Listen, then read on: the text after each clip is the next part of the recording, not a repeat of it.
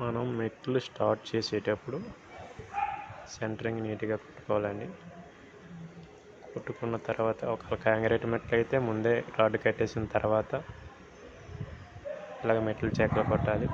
అన్నీ నాటు చూసుకోవాలి. అన్నీ ఒకసారి కొలుచుకొని మెజర్మెంట్స్ చూసుకున్న తర్వాత ఇలాగ మెట్లు కొట్టాలండి. రాడ్ చూడండి ఈ విధంగా కట్టారు. డబుల్ మ్యాట్ అంటారండి దీన్ని. ఇలాగ డబ్బులు కట్టడం వల్ల స్ట్రెంత్ ఎక్కువ ఉంటుంది. కొంతమంది కట్టరు. ఇది ఈ విధంగా అనేది కట్టాలండి. కాంక్రీట్ వేసేటప్పుడు కూడా వైబ్రేటర్ పెట్టాలి.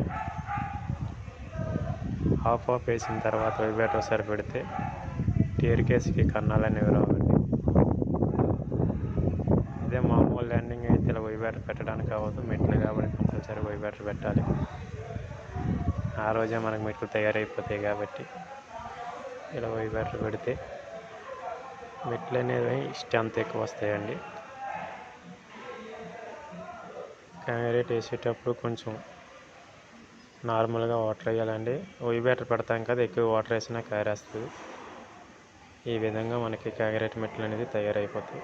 చూడండి ఫ్రెండ్స్, కాంక్రీట్ మెట్లు నీట్గా తయారైపోయి నెక్స్ట్ రేపు చెక్కలు ఓడదీసేస్తే మెట్లు రెడీ.